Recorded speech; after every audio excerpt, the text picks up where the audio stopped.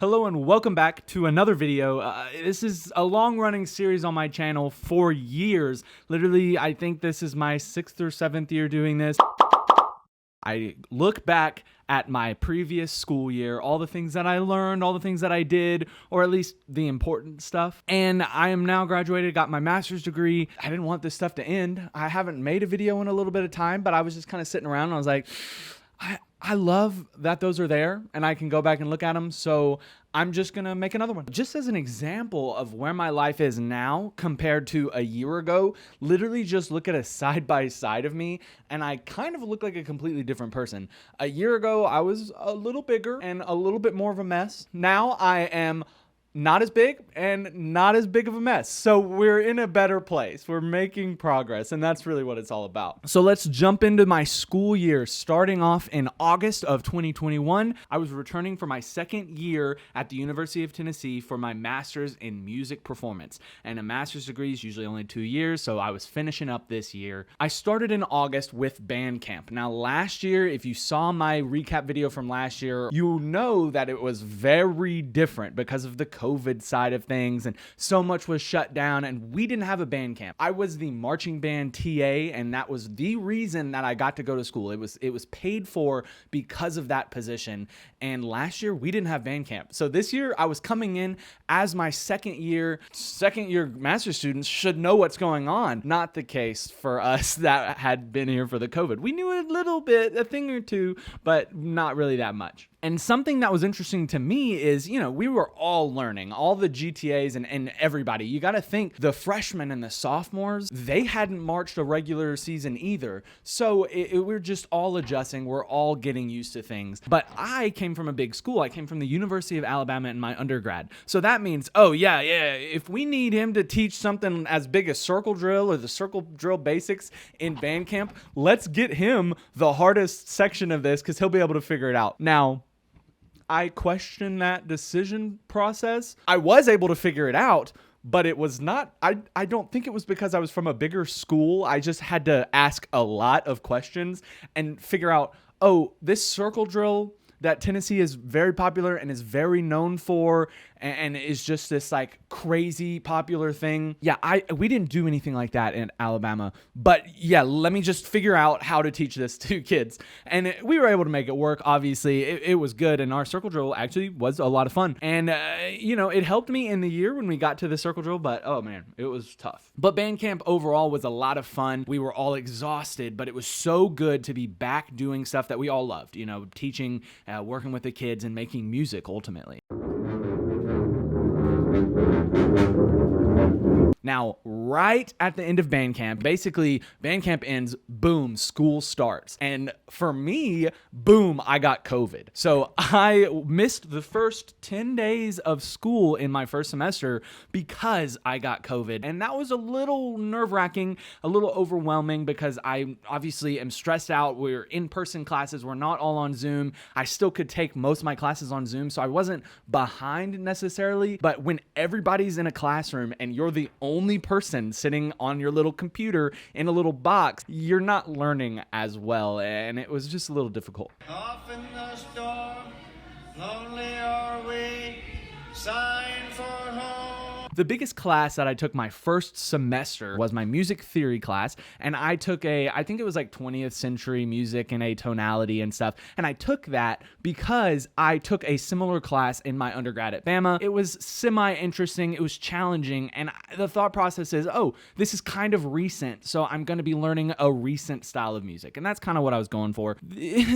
Atonality, 20th century music, it's difficult. It literally 75%, 60% of everything that we talked about in this semester, we didn't really talk about in my other class. So the thought process that, I'm prepared, I'll do great, it'll be an easy class, didn't really work. One thing that I learned through my master's degree, when it comes to having classes and presenting on subjects, if I can find an interesting part of the subject, even if it's something completely boring like what I'm about to talk about, I can find something and be able to present on it in a good, entertaining way. In this music theory class, one of the things that I had to present on was called NRT, and that stands for, what is it? Neo Romanian tonization, something like that. You know how you learn like algebra and basic math, and then you throw in shapes to make it way more complicated? Well, that's basically what they do with NRT music in music theory. You learn all the basic fundamentals of music, and then you throw in a triangle, and you're like, hey,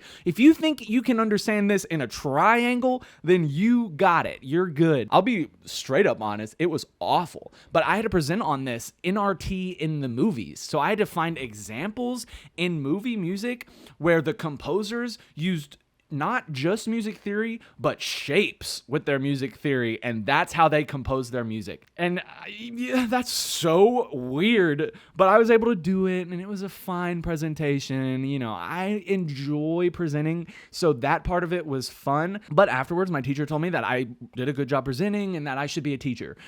Thank you. I appreciate it. Now, aside from classes, obviously, marching band stuff is always happening at the end of the day in the afternoons and everything. And on Saturdays, we have football games. And I love going to college football games. They're so much fun. I've had so many good experiences. We had so many very memorable games this year at Tennessee. And I don't know if I can go into any kind of detail. The Ole Miss game was one of the most insane experiences of my life. I've been to a lot of high intensity, high pressure football games. You know, with Alabama, went to a bunch of national championships and all kinds of cool stuff. But that Ole Miss game where people were throwing things and we had to get evacuated, I mean, I can't think of a scenario that was that crazy. And I've been to a lot of crazy football games. Hey, my team's not safe. You need to end this game. We need to go in the locker room. I bet that's what he's saying. You don't know what can get thrown out of the stands, right? Who brings a bottle of mustard? That's a hey. And I also got to travel with Tennessee to the Alabama game. And that was an interesting experience because I was returning back to a place that I spent 4 years at, you know, going to Bryant-Denny, having a good time, watching Alabama beat up on whoever they were playing. And that didn't change. You know, I was enjoying myself, having a good time, watching Alabama beat Tennessee while we were there. But it was so interesting leaving Bryant-Denny with the band, and everybody was so hostile towards us. And that was what was interesting to me, because it's like, you're yelling at me. If you asked me if I was happy about the results of the game, you would not hate me. You would not be this hostile. But it was very interesting just being surrounded by angry Alabama fans. Another thing that I kind of talked about in the beginning of this video was that I have lost a considerable amount of weight, and that happened from something that I started in the middle of the first semester, and it was called 75 Hard. And if you've never heard of that, it's basically just a challenge that you set for yourself to make yourself more strict on what you're doing. And it's a health challenge, but more than that, it's a mental challenge. And that's why I really liked it, because my mental capacity and everything got really, really weak during COVID, and I just let so much stuff slide by. And so I started 75 Hard, and the concept is that you have to do 2 45-minute workouts a day, drink a gallon of water, read 10 pages of a book, and like follow a diet and a couple other little stuff like that. It was hard, and I did mess up. I think I only messed up once on that first part of it, but it's such a bummer when I think I got like 30 days into it. You have to go 75 days. If you mess up in one thing, you have to restart. And I made it to like day 28 or something, and I realized, oh my gosh, I didn't read 10 pages the day before. And I was so bummed out because I had to restart, and that meant that I had 75 more days. But I was able to do it. I lost a considerable amount of weight, and I'm actually doing a good job at keeping it off right now. It kind of reignited a love of running that I had and that I lost, and it kind of made me do it outside, and I love running outside, turns out. Who would have thought that? So now I'm able to keep the weight off because I can just go outside for a run no matter where I'm at. So much fun. It's a great pastime, clears my head, all of that great stuff. Not only that, but you have to read 10 pages of a book every day, and it has to be nonfiction.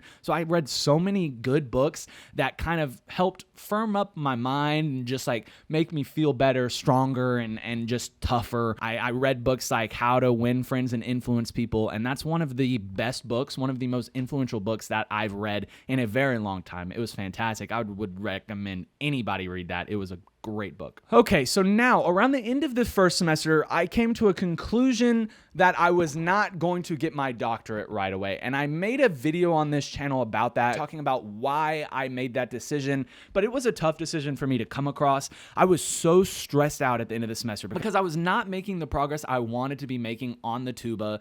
And I knew if I was going to apply for doctorates, I needed my school paid for. I needed some kind of scholarship, whatever it was, because I can't afford a big full-time school. I just wasn't good enough in my head. And I was just stressed out. If you want more of that whole situation, go watch that video because it was like 6 minutes long and there's no point in rehashing all of that. That's the point in this semester that I was like, wow, I don't have to go get a doctorate. Like, I could be happy doing something else. So why don't I try that? And then I can go get my doctorate later. Going into the second semester, I knew that I wasn't going to be going to school anymore. I had one semester to figure out, hey, well, what am I gonna do after I graduate? So that meant a lot of things. I was kind of just gonna throw a lot of stuff at the wall, and I'll be the first person to say I didn't do enough. I absolutely should have been doing more the whole semester, but I did some stuff to set myself up for success, and I've been thankful for that as I've gone through this summer, basically. I started a new YouTube channel, so I know you're thinking, like, if you've been following me for a while, you know I love making the YouTube videos and everything. You're like, Ben, where have you been? You haven't made a video on your main channel in like over a year,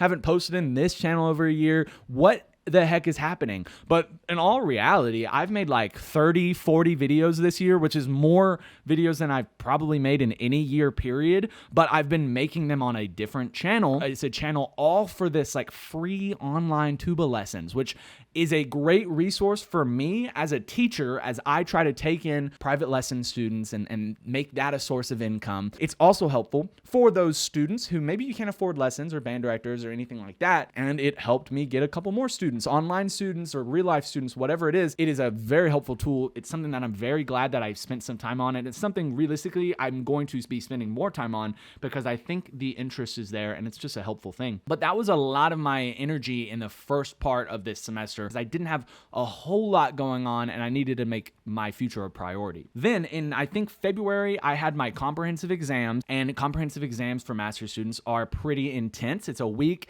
that you're given at the beginning of the week 3 questions to answer. It was 3 papers I had to do. I had 10 pages to write for each question. At the minimum, it was 10 pages. Some of them went over and it was not a super fun time. Question 1, I had to plan out the curriculum for a college tuba student and why I picked the songs I did, why they would work better. Question 2 was I had to write about memory and how it affected composition in medieval music with music of the troubadour. That was the hardest question. That was just ridiculous. And then question 3 was just kind of collect a bunch of low brass information for middle schoolers and high schoolers and present it like you're presenting at a conference or something. These exams were so tough, but they were really rewarding, and I created 3 really solid papers that I feel like if I needed to ever show anybody, hey, well, what does your academic writing look like? Those are some good papers. I'm very proud of what I produced during that time.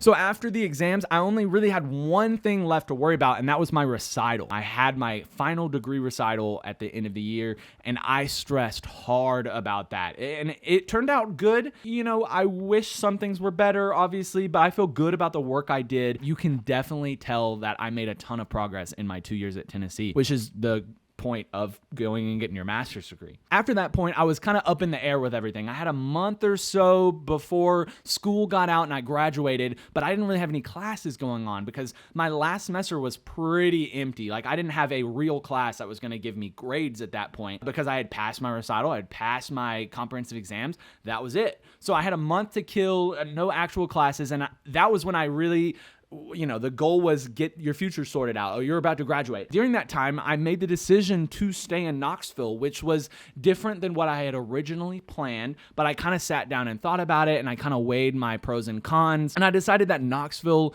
has a lot of great things going for it, and if I moved and back to Decatur, that, you know, realistically, I didn't want to be back in the Decatur, North Alabama area long term. So that meant no matter what, I was going to have to move again. Whereas in Knoxville, I could just stay here another year, and then if I move, I move. But it's not like boom, boom, boom. It's just like boom, boom. So I didn't move as fast on making that decision, and I was still really kind of hedging my bets for a long time on like, well, what am I gonna do here in Knoxville? What does that look like? And I eventually got to the point where I was moving, but it took me way too long to get my butt in gear with that. Around the summertime, I really just kicked in gear. I applied for just 1,000 jobs, like literally all day, every day, apply. And it led me to a job that is away from music for the first time in a very long time. I'm going to be spending most of my time now doing something completely different than playing the tuba, which is what I spent 75% of my time doing the last 6 years, or if you want to go back as far as high school, 10 years really. So what does that look like? What is this future job? Well, maybe I think I'm going to save that for another video. You know, maybe in a year from now, we'll go into what my previous year looks like. But at the end of the day, this is what my school looks like. This is what my school year looked like. And I'm very proud of the things that I made, the ways that I've changed in the last year. And it was tough. It was not an easy year. There were some great moments, and I've met so many great people, but there were very hard moments as well. I'm very adamant on in the hard moments, that's where you make most of your progress. And at least for me, that is 100% the case. I've made a lot of progress this year, and it's in those hard moments, those moments where I didn't know if I wanted to do the music thing anymore, if this was a passion of mine or anything like that, or if I wanted to stay in Knoxville, stay in Decatur. It's in those moments where you kind of have to figure yourself out, and it takes some time to figure it out. But when you do, when I did, I felt a lot better about it. So that's just me. I'm excited to make another video telling all about what my future plans are. But for now, that's all I have for you guys. Thanks for watching this whole video. Wow, I cannot believe you sat through this whole thing.